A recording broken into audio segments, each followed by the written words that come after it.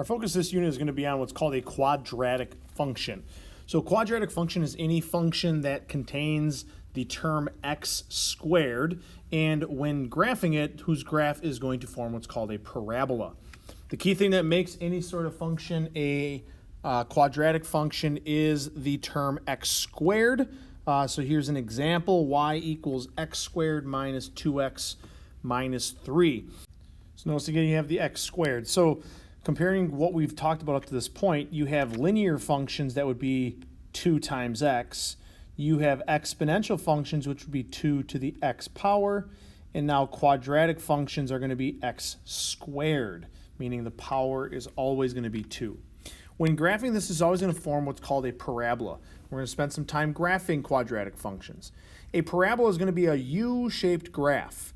U-shaped graph that is going to be centered around a common point called the vertex. So notice here, my U-shaped graph, this would be considered a parabola. The center point on my parabola right here, that point right there is called the vertex. So the vertex is going to be that point found right in the middle. It's going to be either a maximum or minimum value of that parabola, but it's that central point. It's going to be centered along what's called the axis of symmetry. So the axis of symmetry is going to be a vertical line, in this case a vertical line through 1, that splits my graph into 2 identical parts. Okay, meaning that the right side and the left side are mirrored image of each other. And you'll notice that I have some points here. I have a point here and a point here, and there and there.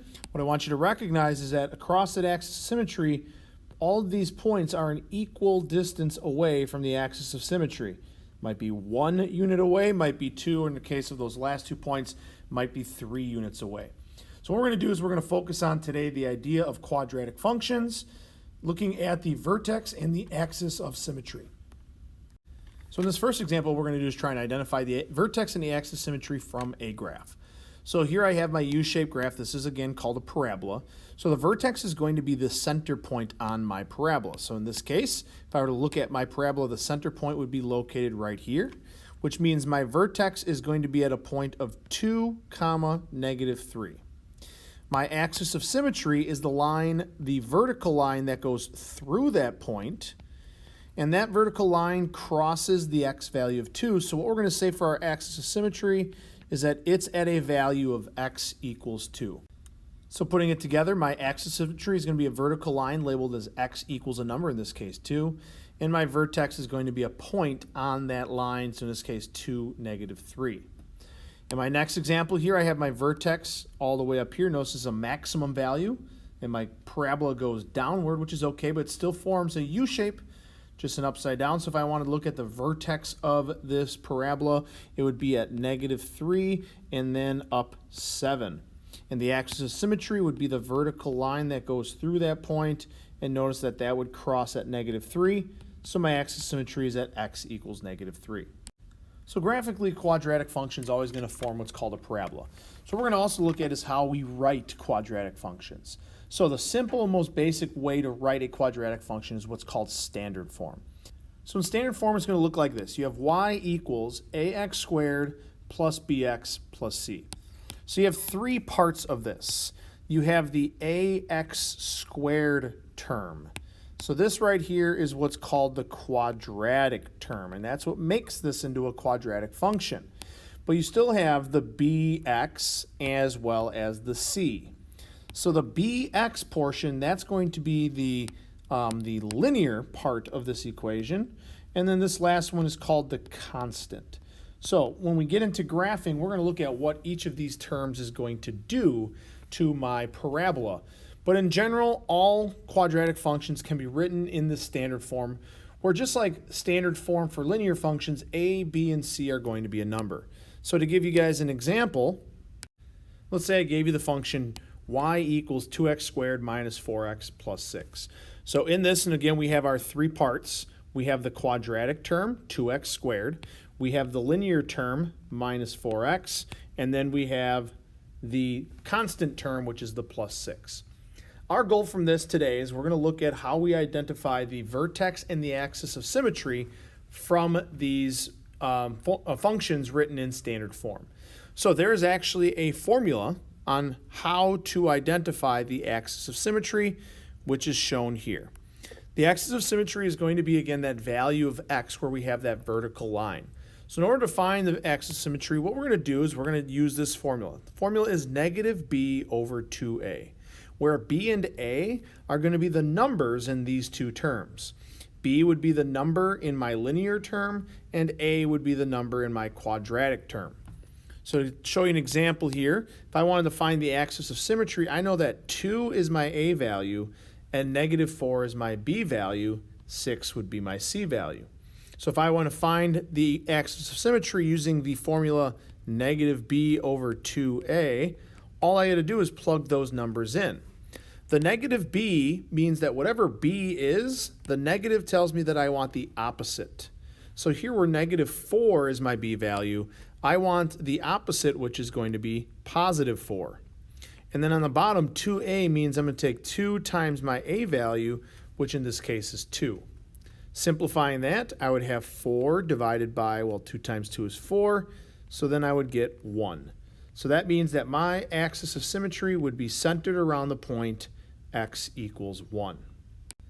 So in these examples, we're going to do what I just showed. Given the function, our goal is to figure out where would be the vertex in the axis of symmetry.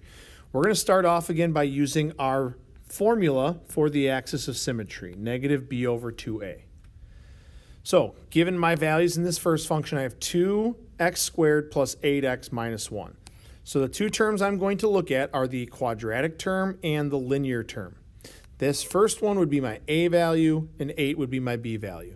So using my axis of symmetry formula, my axis of symmetry x would be located at negative 8 over 2 times a, where a is that value of 2. So again, it's going to be negative 8 because the negative b means I want the opposite of whatever b is. Now if I simplify this, I would get negative 8 over 4, which would simplify down to negative 2. Okay, which means on a graph, if I were to sketch this, say here's my x and y axis, my axis of symmetry would be located at negative 2. Now our vertex is always going to be somewhere on the axis of symmetry. Okay, so it's a point located on the axis of symmetry. So to find the vertex, what I'm going to do is take this negative 2 and I'm going to plug it into my function wherever I see x. Okay, so to find the axis of symmetry, I'm going to use the function y equals 2. Now, instead of x squared, I'm going to do negative 2 squared plus 8 times negative 2 and then minus 1 at the end. So I'm going to plug in that value of negative 2, and again, that value was my axis of symmetry, but I'm going to use that value to figure out where my vertex would be.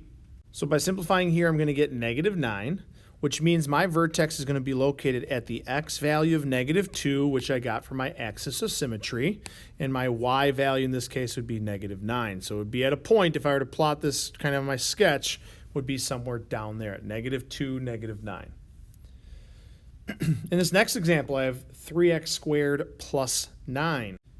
Now you notice in this case, if I compare this to the function y equals ax squared plus bx plus c, what I want you to notice in this case is that the linear term, the bx, is missing.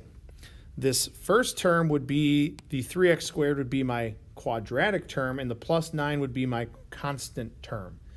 So in this case, if I were to label this out, I know that a is 3. I know that c is 9, so the question is, what does b equal? Well, if b is missing in the function, that means b is going to be equal to 0. So what that means is when I use my axis of symmetry equation, negative b over 2a, I'm going to type in 0 over 2 times 3. Now 0 over 2 times 3, which is 6, simply gives me 0. So that means my axis of symmetry, again, if I were to just quickly sketch this, is going to be centered around the middle of my graph, which is 0. But again, to find my vertex, I got to identify where on that line is my vertex. So I have to take 0, again, and plug this in to my function up here. So I would have y equals 3 times 0 squared plus 9, which would simplify down to just 9. So my vertex would be at a point of 0, 9. So when written in standard form, we just have to use a formula to find our axis of symmetry, and then we can also find the vertex by plugging in that axis of symmetry. All right, what I'd like for you to do is to pause the video here, and I want you to try these next two examples on your own. Given this in standard form, what would be the vertex and the axis of symmetry? All right, and for this first example, I got an axis of symmetry of -3. I then plugged -3 into my function to find out the y value. Real quick, depending on what you got, notice I put parentheses here around my -3. Technically, in my function, there is a 1 in front of that x squared. So when I plug in that value, I always want to make sure I use parentheses so I'm squaring not only the 3 but the negative. But when doing that, I would get -4, which means my axis of symmetry is at -3, and my vertex would be at -3, -4. Similar to here, got an axis of symmetry of 2, plugging 2 in, I got 4, which means my vertex would be at a point of 2, 4. Recognize again that the axis of symmetry, which is that vertical line, is also the x value of my point, and that would be my vertex again. All right, the second way that we're going to see quadratic functions written is in what's called vertex form. Vertex form, by its name, the vertex form, is literally going to tell you based on the equation where the vertex is. Okay, so it's going to look like this: y equals a times x minus h squared plus k. So to give you an example, let's say I had y equals 2 times x minus 1 squared plus 4. Now, our goal when we get into the graphing is to visualize what this equation is going to look like on a graph, which might make it more, might help you to make more sense in what we're looking at. However, in vertex form, you are given 3 numbers. You're given the 2, the 1, and the 4. And your goal is to identify based on this what would be the vertex. So I have it highlighted here in green. The vertex is going to be given to you as the points that are attached to the x inside the parentheses, as well as the number at the end that's either added or subtracted. The number in front a is going to do something different. Okay, so in this function, the 2 is not my vertex, but what we're going to look at is the 1 and the 4. So based on this, my vertex is going to be 1, 4. Now you might be asking as I wrote that, why did I not write -1, 4? Now what we're going to find is that because the -1 is inside of the parentheses and that's being squared, what we're going to see on a graph is that actually is going to create a movement, not left in this case to -1, but it's actually going to create a movement to the right, +1. So whatever the value is in here, we are always going to take the opposite of that value. Okay, so right here 1 is a -1, so that means our vertex would be at +1. If this said +1, then I would label that as a -1. So we're always going to look at the opposite to figure out where our vertex is. All right, for these examples, we're going to do like we did before. Our goal is to find the vertex and the axis of symmetry from a function written in vertex form. So real quick, if it's written in vertex form, it's going to be of the form y equals a times x minus h squared plus k. What we are going to be looking at is the number inside the parentheses and the number added or subtracted at the end. And our vertex, again, is always going to be of the point h, k. So when looking at this first function, I have 1/2 times x minus 4. And then notice there's nothing at the end. So comparing it to the function I just wrote, we have the 4 that is inside the parentheses, and then we have the number added or subtracted at the end. Recognize there is no number added or subtracted at the end, so technically it's +0. Now what this means then is that my vertex is going to be located at a point of 4, 0, and again, because it says -4, I'm going to use the positive of that number. And therefore, my axis of symmetry, I'm just going to write AOS, axis of symmetry, would be located at x equals 4, which again is just the x coordinate of my vertex. So notice in vertex form, this information is given to us right away without having to do much work. All right, for the second example, same kind of thing here. We have the +1 on the inside of the parentheses, and then we also want the number at the end. Just like the last one, the number is missing, so technically it's +0, which in this case means my vertex is going to be at a point of -1, 0. And again, I chose -1 because it's the opposite of whatever's inside the parentheses. And my axis of symmetry is going to be at x equals -1. All right, I want you to try these last two examples on your own. Given these functions, where would be the vertex and the axis of symmetry? So go ahead, give it a pause, and give it a shot.